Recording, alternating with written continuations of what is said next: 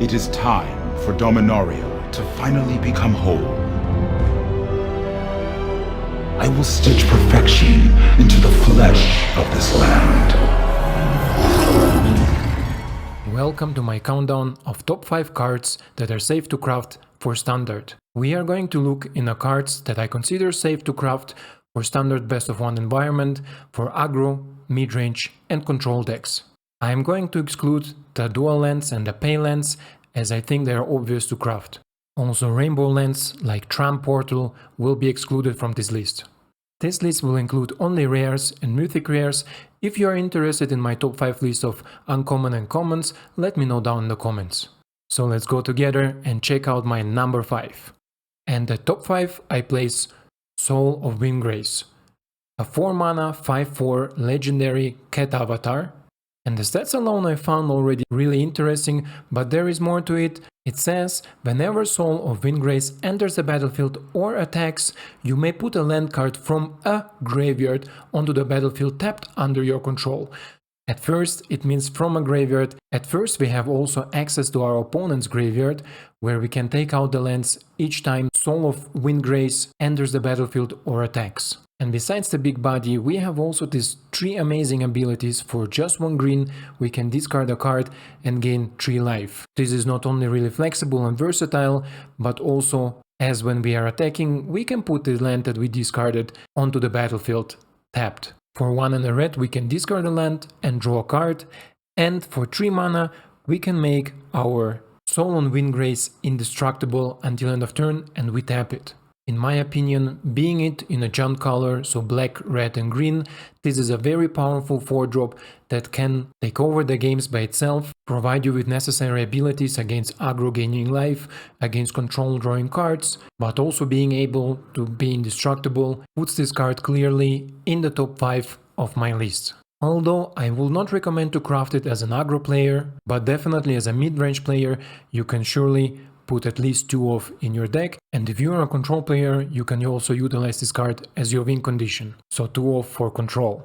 Next up, the number 4, and the number 4 I cheated a little bit because I could just not decide which card is really much better, so I'm gonna show you 2 cards and my priority of which card to craft. On the one side we have Guardian of the Dominaria, a 2 mana 2/2 human soldier with Enlist. And whenever Guardian of Dominaria enlist, we can scry 2, so we can smooth out our draws, and without any mana spent we can discard a card, and Guardian of Dominaria gains indestructible until end of turn. We tap it. And on the other side we have Runeveld Hordemaster, a 2 mana 1/1 goblin warrior that says other goblins you control gets +1/+1. And whenever Runeveld Hordemaster or another goblin you control dies, exile the top card of your library.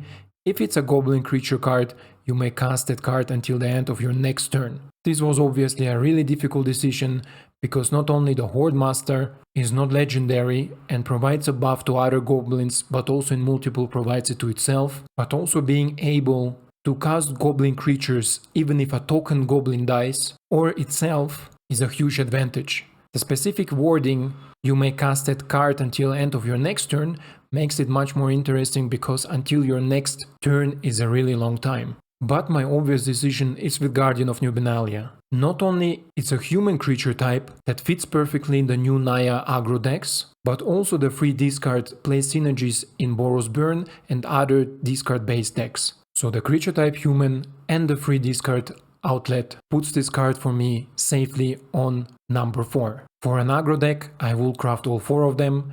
For a mid-range deck, I would go with all 4 of them. Control deck, obviously none of them.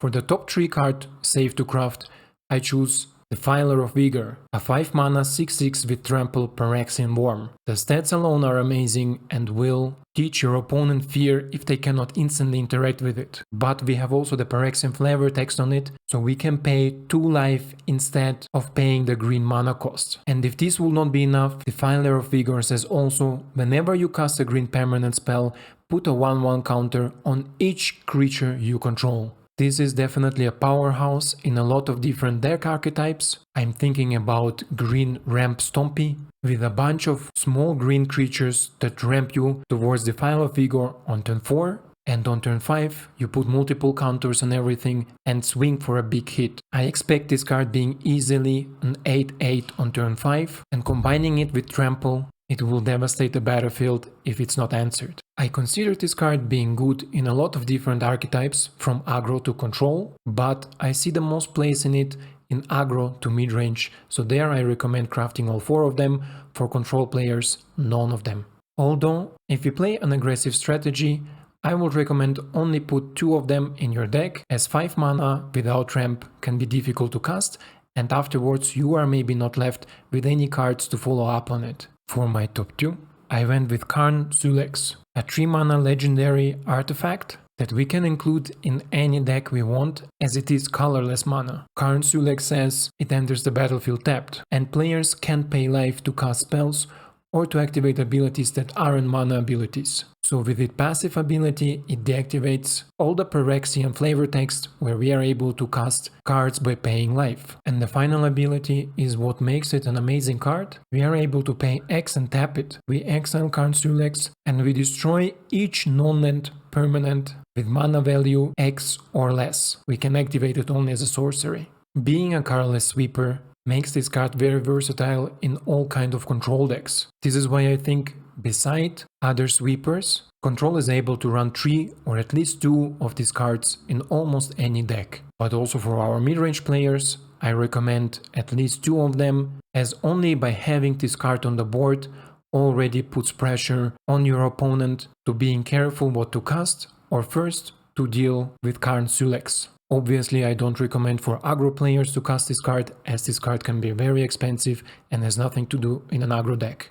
And before we continue to my number 1 picks of cards safe to craft, be sure to subscribe to my channel to support any further content, and click the notification button if you don't want to miss any of my videos.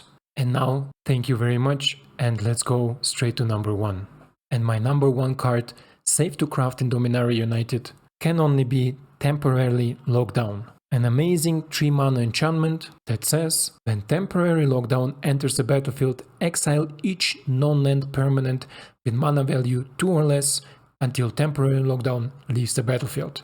Not only Best of 1 is aggro orientated, but also in the current aggro scenario there are a lot of enchantments and other permanents that make this deck work. And I'm not only talking about Boros aggro, we're gonna see a rise of Anvil decks, so Rakdos, artifact based aggro, and these aggressive decks can be completely shut down with Temporarily Lockdown. You can compare it to a multiple portable holes, and if you remember how impactful or how powerful portable hole can be, then you already know that you as a control player need at least 3 of them in your deck. And even for the mid-range players who can also utilize some blink synergy by maybe removing Temporary Lockdown or destroying it yourself to enable some enter the battlefield abilities for your cards. For aggro players, I consider this card not worth anything, so please, if you are mainly focused on aggressive decks, don't craft this card. And this is it for my top 5 list. If you are interested in more of this kind of videos, let me know down in the comments